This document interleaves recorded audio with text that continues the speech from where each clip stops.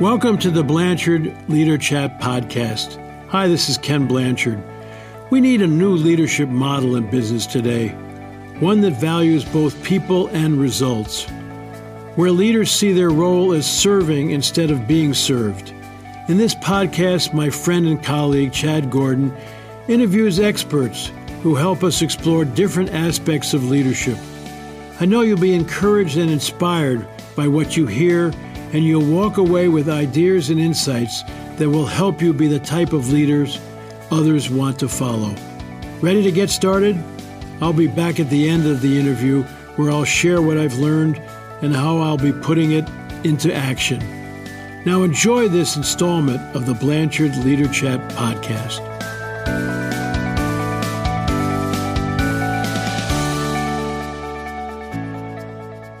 Today we're talking about Leading with Gratitude, the new book by Adrian Gostick and Chester Elton.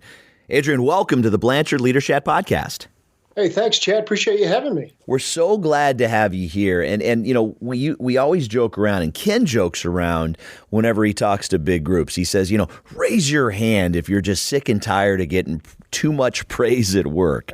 And nobody raises their hand. Everybody has a big laugh. Why was this important to you, this gratitude gap? Why was this so important for you to really dig into? And Ken's exactly right. We all sort of joke around that, you can't get too much gratitude. The problem is, as leaders, we all know this is important, right? I don't think you could find a leader left who doesn't realize that appreciating the great work of their employees is important. The question is, as we sat around talking with a lot of our colleagues, was then if we all know it's important, why don't we do it? And you'd be hard pressed to find a leader that is really exceptional at this. So, despite all the years of knowledge that we have, the gratitude makes more engaged employees. It leads to better business results. We're really not doing it, and so that's what we began was a multi-year journey into figuring out what are those reasons that leaders aren't doing it, and then the ones who are trying it. What have they found that really works for them? One of the things that I love about your book, and it's a really fun read, is you talk about some of the myths that people believe that's required of being a leader. And we're going to dig into those for just a second. But I want to take a kind of a level set for everybody.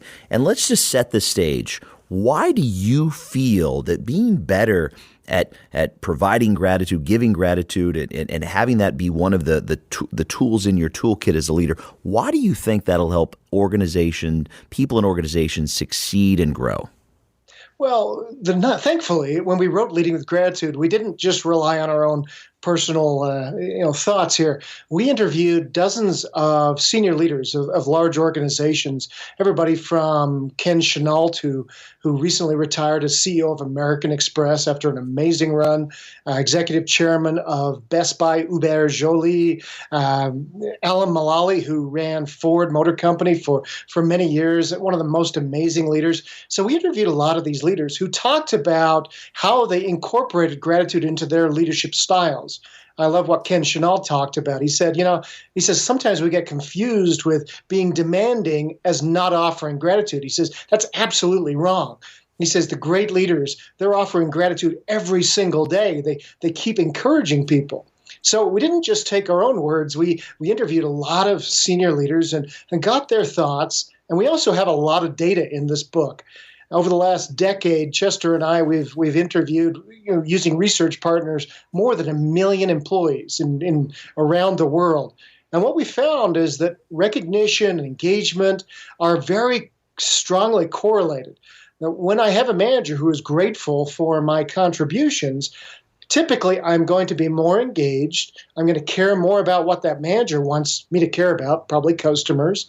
I'm going to feel more connected to the vision of the organization as well, the mission and the values of the organization. So gratitude is that tide that lifts all those ships.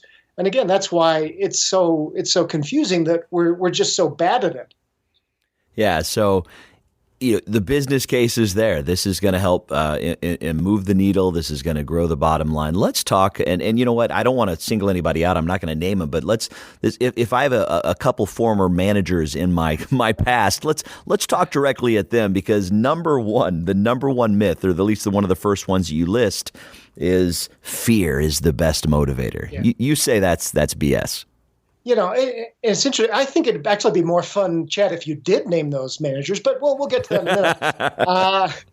I think, this is an interesting one, because absolutely no human being on the planet thinks that they lead by fear. No manager thinks they're a fear-based leader.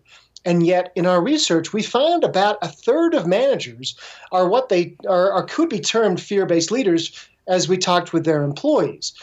They do things like they set a scary stage for the workplace. Look, if we don't hit these deadlines, I can't guarantee anybody's jobs. Or maybe they're so insecure themselves that they spread fear around the place like a bad perfume. So there's a lot that comes into fear, where, again, nobody thinks they're leading by fear, but many leaders do. And as you mentioned, there's the old style, the manager who'll yell and jump up and down. But really, fear has a lot of nuance in this modern working world that really creates a lot of anxiety in the workforce. And if you have a work team where anxiety is raised, there's a very good chance that you do have a leader who is leading by fear more than looking for gratitude.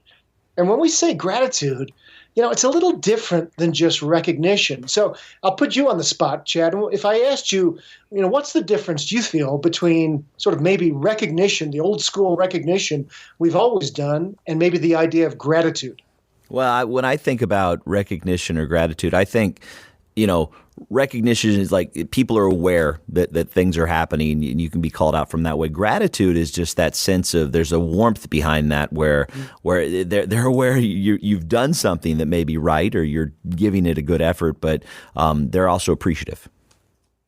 I love that. That's a great idea, too. That idea of warmth and compassion, empathy, is something we talk a lot about in the book, which for some of us may not come naturally. And we have to develop this. So we talk and we give some ideas about how you can walk in your employee's shoes and develop that empathy and assume positive intent, et cetera. But that idea of warmth is so important, because especially younger workers coming in, they're expecting a level of compassion in the workplace that perhaps we haven't shown in the past. And so I think you're exactly right. I think gratitude is about valuing and seeing the value that our people create, as well as then expressing our appreciation. But it has to come from that place of warmth, as you talked about. Yeah, we're gonna dig into and I love that when books are structured this way. You've got the eight most powerful gratitude practices. We're gonna dig into those in just a moment. But right now, the kind of the last word on these myths, you found a lot of them. What else was the most surprising thing? What was the most surprising thing that hold leader back when it comes to gratitude and their viewpoints on that? Well, we had quite a few sort of ahas in this. And this is a new finding, and it is rather surprising, is that we heard from a lot of managers who told us, people, they just want way too much praise these days, especially those millennials and those Gen Z coming in. It's a trophy for just showing up, right? And so when we're hearing a lot of this this conflict between sort of the older and younger generations. And as we spoke with many, very articulate people in the younger generations, they helped us understand, look, we're not looking for constant praise. What we're looking for is feedback. We want to know if our work adds value to the organization, if we're moving in the right direction. We need a lot more touch points than you've been given in the past. And so we found this real interesting dichotomy between what older workers or older managers were expecting and what younger workers were expecting. So this idea of, people want way too much praise these days was a myth we had to bust and help managers understand, you're providing feedback and guidance, and it's not just the attaboys, one after the other. Yeah, and the one that really resonated with me is like that belief that it's a weakness thing. They'll think I'm bogus. They'll think I'm being inauthentic. And for me, that I find that to be it's interesting because, do you want your people engaged? Well, how do you engage with them? You can engage by having a good relationship with them. So I love this. Let's dig into how people can kind of mechanize these and put these thoughts into actions. You've actually broke it down to the 8 most powerful gratitude practices. I don't want you to list them off 1 to 10, 1 to 8 rather, but tell us, how does somebody get started with this? How does somebody make that change? Yeah, and this comes from, again, now serving more than 1 million employees, we have a lot of data that helps us understand what is it, if I'm an employee, what is it that helps me raise my engagement level, makes me feel more connected to the organization, more safe here. And so we found a couple of interesting things. The first is that great leaders really do solicit and act on their employees' input. Now, that's something that Ken's talked about for years. It's something that many other leadership gurus have talked about. And again, it's something that many managers just don't do very well. They don't create this safe environment for people to offer up ideas. And again, this comes back to gratitude. The great leaders that we interviewed that were doing this really well, that were soliciting and acting on the input from their employees, used gratitude as one of those ideas to help get ideas, to make sure that employees knew that their ideas were valued and also promote them throughout the organization. One of my other favorite things we found in this idea was that the great leaders were also looking for small wins. Every day they were looking for those little things that led to the big victories. Back in college, I took a bowling class because, you have to get that phys ed requirement. So I took a class on bowling. And the first day, the professor, if you can call him that, tells us, you don't aim for the pins. He says you aim for the arrows up front because they're much closer. And that's what great leaders know is that, you don't try to aim for those pins way down the other end. I'm going to recognize you and reward you when you hit just those arrows, when you hit the first step and then the next step. So again, some interesting little things we found in those great teams we studied. There's a different orientation between, I'm just going to go for I'm only going to reward people for those big wins, to those managers who looked for every little step along the way that they could appreciate. I love a good bowling analogy, so thank you for that. And I also like how you set it up. You're like, listen, I took bowling because I had to. So, you break it up into a couple different ways. There's seeing it and noticing it, and then you talk about expressing it. When you think about seeing it, you share something that was kind of a sea change for me in my personal development. I use this podcast to highlight different areas and different ways where I've grown through the years, but just that idea of assuming positive intent from other people. So in other words, walking into every relationship or every new discussion or looking at other people and just assume that they're trying to do the best they can. What did you find about that, and how can you do a better job of that? This was an interesting one because it's not something that I had practiced before, but it was something that came out quite a bit as we were doing our interviews. And this idea of assuming positive intent. So, an employee comes to you, hey, boss, I made a mistake. What's the first thing, we inevitably do is, what the heck were you thinking? Why did you start throwing out these questions? You start getting worked up and upset. And the idea here is quite simple. The idea is you think about, okay, I know that you must have had the best of intentions. Let's think about what's happened here. Let's think about what we could do differently next time, and always assuming that the positive is happening. So, for example, often this happens. Another department, oh my gosh, do you know what they just did? And this is going to affect us. And you start getting all worked up, and you start, with your colleague, you start amping each other up, right? So when this happened recently to when I was working on the book, and it was another group of our company. So I just simply picked up the phone, and within a few minutes, I found out what they were thinking, what they were working on, and something that was getting me all amped up and my colleague all amped up. We just diffused, and so we put in place some very simple ideas to help deal with this idea that we always assume positive intent. That we always assume the people around us are trying to do a good job. Nobody comes in looking to destroy our organizations. So how can we kind of think about this from a different angle? And it really does change your whole perspective on work when you can do this in a consistent manner. Yeah, one of the principles, and we always talk. Ken's going to share his thoughts in just a moment. But one of the principles of the iconic book 1 Minute Manager is about walking around and finding people doing things right. You talk about look for those small wins. The gratitude doesn't have to be around a major accomplishment. It can be about some of the smallest things, and it still has great payoff. Correct? It does. It really does. Those little things that we're looking for. And Ken's exactly right. When he talked about that now several decades ago, he was one of the first to bring this idea to bear in a day and age where most managers went to their offices, closed their doors, and we didn't see them again until 5 o'clock. In our case, when we looked at the data from the highest performing teams, in many cases, their managers were walking around with them 75, 80% of the time.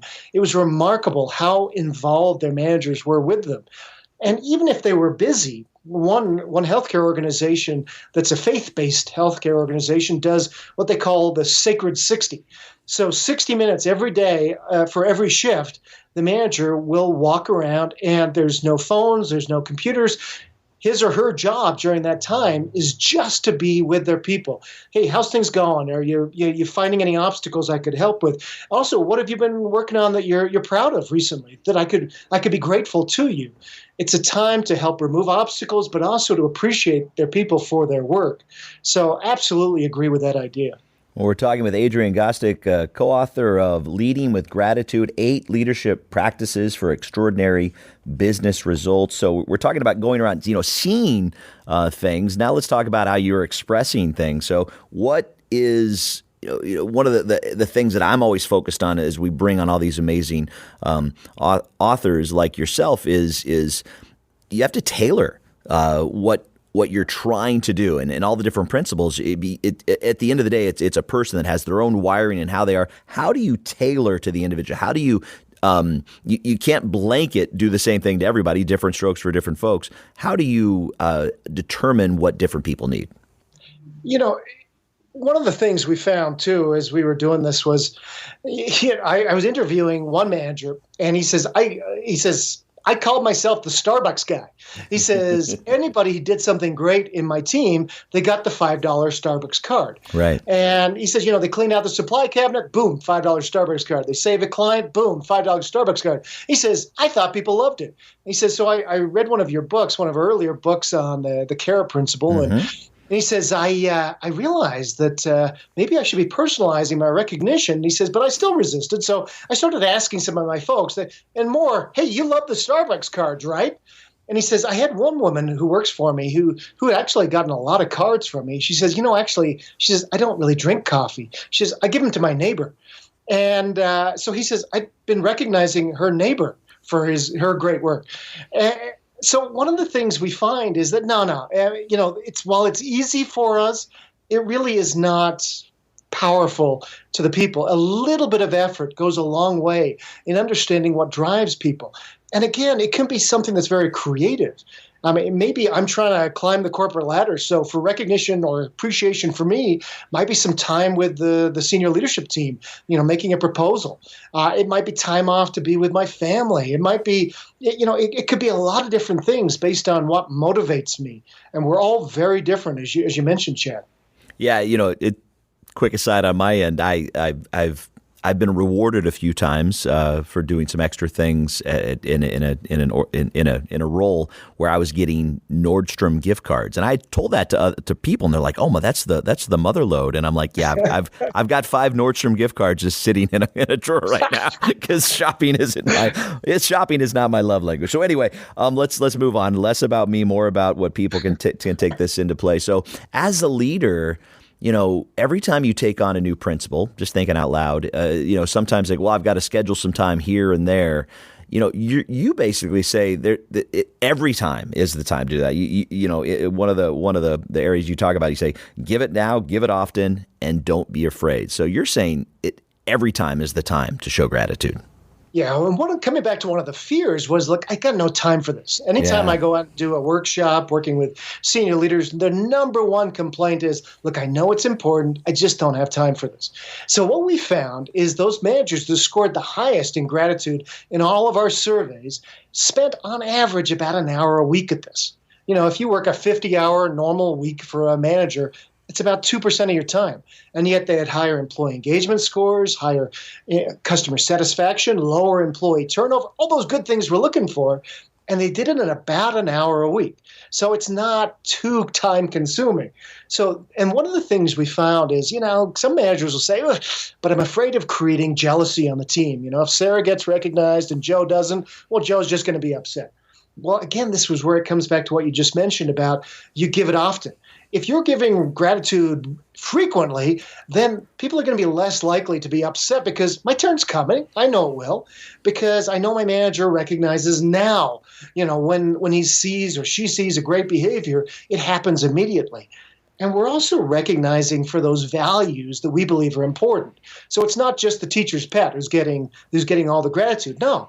It's people who are living up to the values of the team. If it's never miss delivery, it's Colin who comes up with an amazing idea to get that product out on time. It's Julia who is found goes after hours to deliver a delivery to one of our customers, because that's what we're all about here. We're about never miss delivery. So are we living up to those core values? Are we recognizing people for living those values? So you're exactly right. The great leaders that we studied, they really do it now. They don't wait to recognize. They do it often, and they're not afraid. It may not be perfect at this, but they're going to try things to see what works for them. Thousands of people across the globe listen to this podcast, and a lot of them are in leadership roles. And so a lot of what we focus on is how you can do better, right? How you can bring your best self to work. This is some great pieces of information that people can be very actionable about. How can you use gratitude to also grow your business? How can you, if you're an entrepreneur, how can you use this to make your customers raving fans of what you're bringing to the table? Yeah, that's a great question too, because sometimes we do forget not only our customers, but also our vendors are vital to our success as organizations. And so, some of the simple things, especially with customers, is, are we appreciating their comments? Because most of the time customers make comments, it's not things we like to hear. And yet, are we appreciating them? Are we letting them know not only we appreciate your comment, but later letting them know what we did about that comment? That to me is the best expression of gratitude that I can ever have from a service that I'm using, and amazingly rare when somebody will actually follow up later.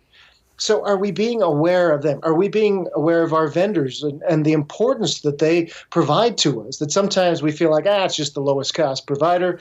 And that's it's a narrow-sighted view of things. Are we recognizing our vendors and making them appreciate us? Because when it comes down to it, if there's only so much product or so much of a deadline that's going to be met, et cetera, who are we going to work harder for? That person who is so appreciative and loves everything we do, or the one that's it's never happy? And so there's a lot that can be said for appreciating those customers and vendors that we work with, and making sure that they know how much we appreciate their business. We have time for just a couple more questions, and this is I always enjoy this as well. As you read a book and you think like, I'm gonna impact the people I lead, or I'm gonna grow in my role. This stuff works really well at home too, doesn't it? It really does. And one of our trainers went out once. He came back and he said, I had this interesting conversation. He said, I'm working with this team. We're doing this gratitude little seminar. And he says, I had one of the employees comes up and he says, I got to tell you a story. He says, I have this my brother lives in this nice neighborhood. He's got this miserable neighbor. He says, he's just this miserable guy. Like if the Frisbee goes in his yard, it's gone, right? And he says, so he starts telling me more about this miserable neighbor. And he says, I realize it's my boss. It's my boss, Dave. He says, Dave at work is gregarious. He's caring. He's fun. And I start wondering, he says, what the heck? He says, so he's this nice guy at work and he's this miserable human being at home? And he says, it's really made me question everything about Dave. Is he really just this two-faced kind of person? And so sometimes we kind of put our best faces on at work, and then we go home and maybe we don't care as much. Are we grateful to those people who we probably should give even more to, those people who we love, our significant others, our families, our kids, etc.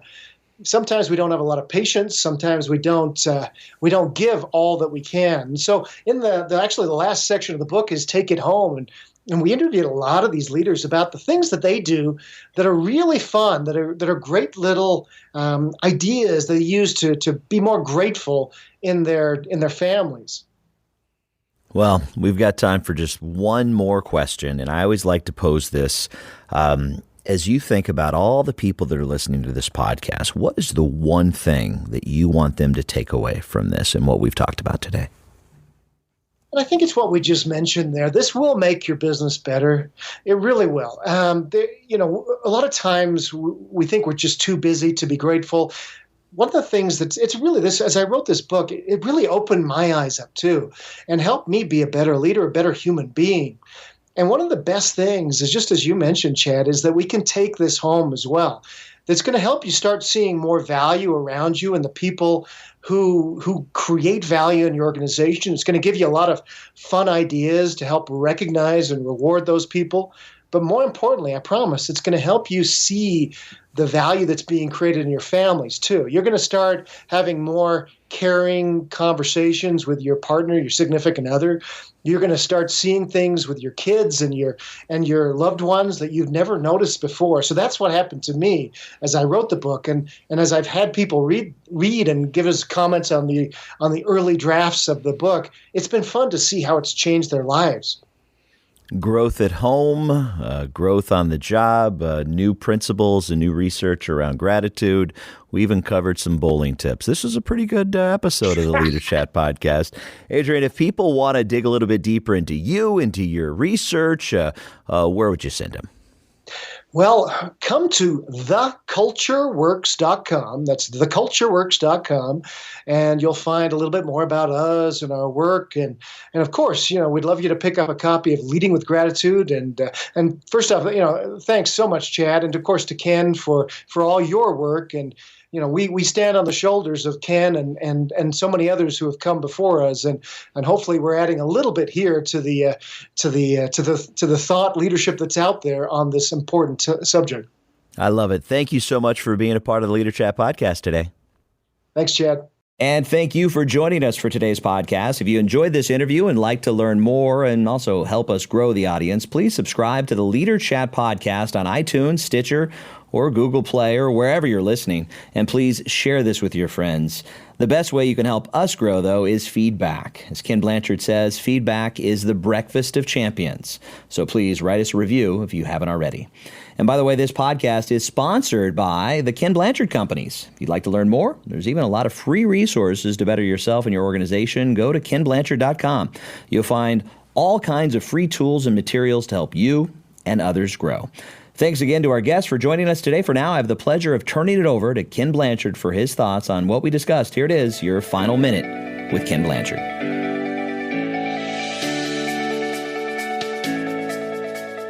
Those of you who know me would realize that I would love Chad's interview with Adrian Gostick and talking about his book, Leading with Gratitude. Now, what's gratitude all about and leading with it? It's about wandering around, like I've said for years, and see if you can catch people doing things right and show your appreciation. He and his co-author, Chester Elton, are called the Apostles of Appreciation. What a great title that is. And their research, I love that they've researched it. I just assumed it, and thought that it was made common sense. But their research shows that gratitude is the easiest, fastest, most inexpensive way to boost performance. So you can get great results. But remember, we're into both and people and results. It's not just results. So it increases employee engagement, reduces turnover, and leads team members to express more appreciation to each other, which strengthens team bonds and all. I mean, it just brings everybody together. So share this this interview with people. This is so important because you got to learn to catch people doing things right and lead with appreciation. And why don't people do it more? Well, I don't know. They must be lazy. I think it's a commitment problem. I have a friend, Art Turok, who's a great trainer and motivator and all, and he said the difference in life between doing things or not is whether you're interested or committed. You know, interested exercisers, it's raining out, and they say, well, I think I'll exercise tomorrow. A committed exerciser says, it's raining outside, I think I'll exercise inside. And so are you going to be a great manager? You better be committed to lead with gratitude and read this book and listen to this audio interview. It's fabulous. Thanks, Adrian. Thanks, Chad. I so appreciate it. This is the best.